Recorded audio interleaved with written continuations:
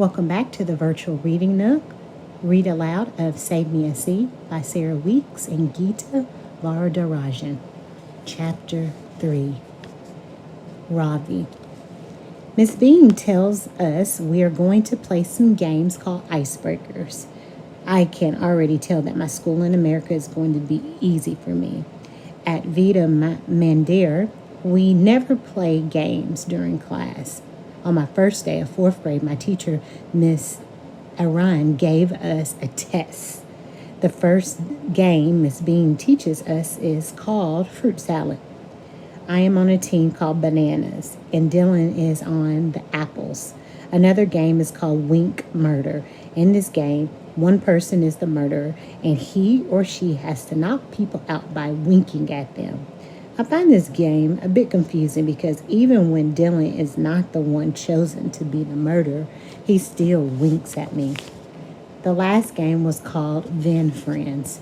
For this game, Miss Bean assigns us partners. I hope that she will put me with Dylan Samir. But instead, my partner is a pale, skinny girl called Emily Mooney.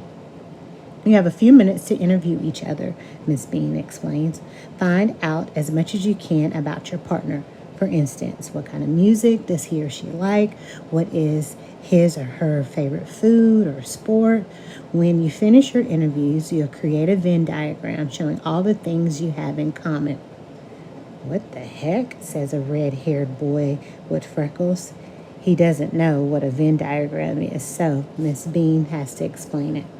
At Vita Mandir, we learned how to make a Venn diagram in third grade. Each of you must draw a circle and fill it in with a list of things that your partner enjoys. Mrs. Bean says, then you and your partner will draw two overlapping circles.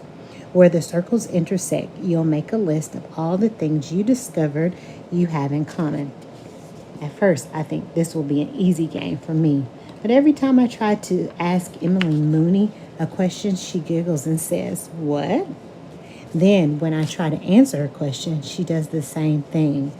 Opposite, that someday I will be interested in girls, but that day has definitely not come yet.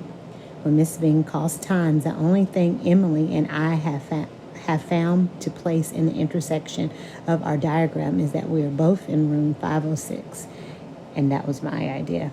I'm glad when Miss Bean tells us it's time to get ready for lunch.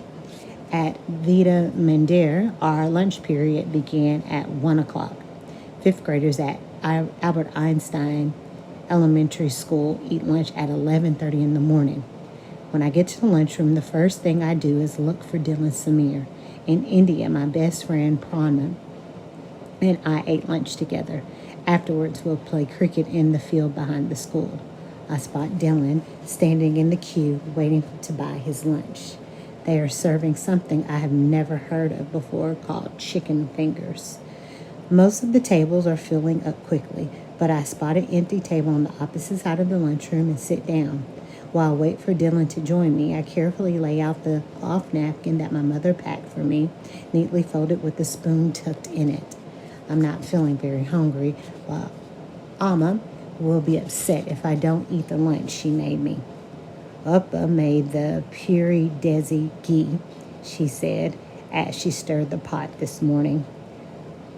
Somlina will give you plenty of energy for your first day of school, Ravi. Too lumpy, Pirma criticized, looking over my mother's shoulder as she cooked. I'm getting ready to open my stainless steel tiffin box when Dylan Samir walks by carrying his tray. I caught a glimpse of his underwear earlier in class. There are red polka dots on it. I think about my own underwear, clean white Hanes from Kohl's that my mother insists on ironing. There's no way I would ever let my underwear hang out like that. Whatever that kind of underwear is called. I thought Dylan and I would eat lunch together today, but instead he goes and sits down at a table in the corner by the window with some of the other boys. I had been looking forward to having a good laugh with him about Mrs. Bean suggesting that I need special help, but it's okay. I'm not worried. I'm sure that Dylan and I are going to be friends. He's been smiling and winking at me all morning. A big white kid with yellow hair and a wrinkled shirt comes and put his tray down on the other end of my table. He doesn't say hello to me, just sits down on the bench. He's big, the table shakes, and my tiffin box jump. I recognize him as the guy who sits behind me in class, but I don't remember his name. He doesn't seem very friendly. He picks up his fork and starts shoving food into his mouth and doesn't stop eating until his plate is clean. I think maybe he forgot to eat breakfast, and what's that he's got in his ears. I'm feeling a little hungry now, too. I spread the napkin on my lap and bend down, sniffing at the oompa. Pyramid was wrong. It's perfect, not lumpy at all. So I gobble it down quickly. I need to wash my hands and rinse my mouth. But for some reason, there isn't a sink in the lunchroom. I looked at my watch. I still have 10 minutes left until the bell rings. So I tucked the spoon back into my napkin, placed it in my tiffin box, and buckled the lid. As I'm on my way out the lunchroom to wash up in the boys' bathroom, a roar of laughter comes from the table in the corner by the window. Dylan Samir must have made a good joke because everyone is slapping him on the back and treating him like he's a hero. I smile to myself. I know exactly how it feels to be that guy. I know something else too. Tomorrow, I will not be eating my lunch alone. I will be sitting at the table in the corner by the window right next to Dylan Samir.